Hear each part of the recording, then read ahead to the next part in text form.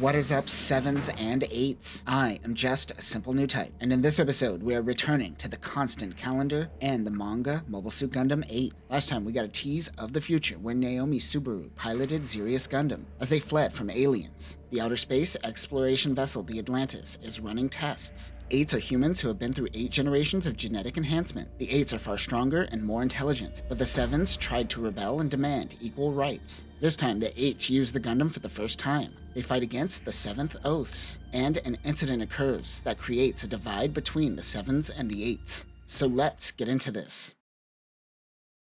A young Federica is taken prisoner. If the police get any closer, the man will kill her. That is when a boy walks through the police blockade. It is Naomi. He tells the man to take him as a prisoner and let the girl go. The man tells him to stay back, but Naomi moves in and attacks the knife out of his hand. He tells Federica to run and grabs the knife. He then kicks him in the face and smashes his head into the ground. In the present, Naomi realizes that she was the girl from back then. She said she went to his house to thank him, but his mother shipped him off to another colony because he was a freak. She feels bad, but Naomi is just glad that he could help someone. Marianella walks up and says, "Now there's an odd couple." Then Dion walks up and says, "Now there's an odd couple." "Stupid Dion, you should have been here 3 seconds ago." One man tells them to shut up. This is Curio Laroa. He was once a pilot candidate, but he is now washed up and put on Atlantis maintenance. He is a 7. They talk shit about not keeping up with the 8s, and he tries to start a fight. Naomi steps in. Instructor Narad steps in and breaks up the fight. Narad? Oh, he's got a ponytail. It's definitely Narad. Curio calls him pathetic.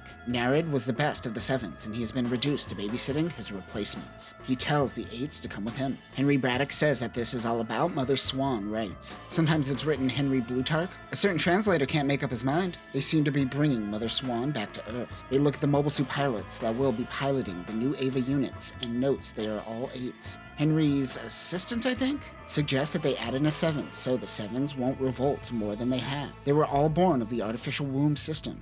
A 15-year education system for the 7s can now be accomplished in less than 10 years with an 8. The 7th Oaths aren't to be taken lightly, and the 8's population is only at 3%. Suddenly, a mobile suit comes in and takes out their Marzim escort. It is the 7th Oaths. They take control of their ship. Their mobile suit is the Sphinx. The SI MSS 600 Sphinx is a multi-purpose mobile suit designed by Scarab Industries and is the #1 mobile suit on the market. The Atlantis utilizes these mobile suits as well, but it is used for colony construction, frontier expansion operations, and private security. The cockpit block goes on to be used as a petite mobile. These are customizable and expandable. Weapons include the mobile gun launcher that can utilize various rounds, a high-powered cannon, a blaster carbine, an electromagnetic axe, and a shield. On their ship is a girl named Nerissa. Narad shows the 8s the Gundam. Dean Cupertino comes in and tells them that he has a special assignment for them using these Gundams. The Sphinxes were stolen from a private security contractor on Mars some time back and are attacking the assemblyman. They have to fly through an asteroid belt to avoid being detected. Their Marzims don't have the propulsion to catch up to the shuttle, so they have to use this new Gundam. Naomi and Federica will go out in Unit 1 and 2. Dion will be backup, and Marianella will handle mission control. Naomi asks if Quince isn't on the mission because the rescue mission involves his family.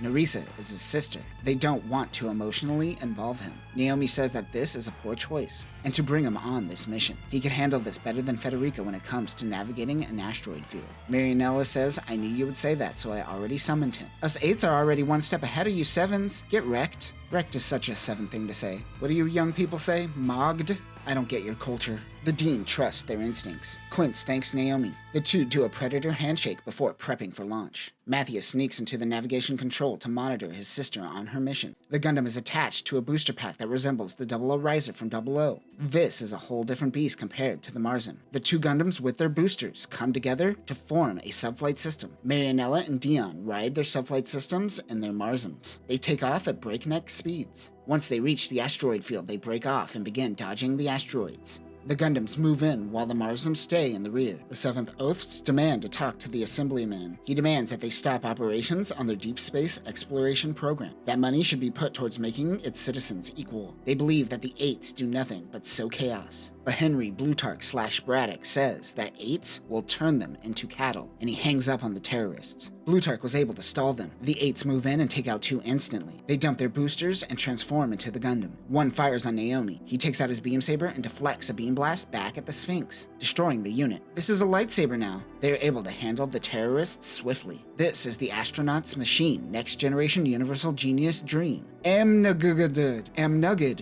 Blutarch says rearrange that and it spells Gundam. And I thought Gundam seed acronyms were bad. He says that this was built using the sample of Mother Swan that they obtained, which is why many are trying to get their hands on it. It seems Blutarch is trying to make a profit off of all of this. The papers painted the 8s as heroes. A month later, Blutarch/Braddock announces to the world that the Atlantis will depart on a mission to the Oort Cloud. This is the outer wall of the solar system and is beyond the Kuiper Belt. They are finally making it to the edge of the solar system. They give the 8s awards, but everyone is distracted by their phones. There is breaking news. The director of the International Genome Research Institute tells the people of the world that there is a genetic default in 8s, and if they invest fully in the 8th generation, the human race will go extinct. Anti-8 protests begin along with calls for segregation. 3 months have passed and so much of perception has changed drastically. 7s can make babies with 8s, but then their progeny becomes an 8. So in a few generations, everyone will be 8s and humanity is doomed. The 7s all lost their jobs to 8s, so it wasn't hard to rile up the masses. For the Dean and Blutarch/Braddock, they're just sad they hit a scientific wall. Humans can only play God for so long. They leave public perception to the 8s themselves. Marianella leads the campaign for 8s' rights, and people call her the Moonbow Prima. She works with Ito Kunin and students to help organize. Marianella meets with Naomi, looking into the stars. She thinks he is sad because they took away the Gundam, but he really wanted to travel the solar system with his friends. Oh my god, they're going to kiss! Just kidding. Matthias and Ito burst into the room. Ito says that their rally tomorrow will be broadcasted to the world. At the rally, 7s and 8s are protesting. There are Petite Mobiles running security. The Petite Mobile is a byproduct of the Sphinx's cockpit and is used mainly for light industrial use. The limbs can be folded up and used as the cockpit module for the Sphinx. This is also used as an escape pod. This has auxiliary mount ports, so it most likely could use the Sphinx's shield, if not other modules as well. The 7s are essentially doing that joke from South Park.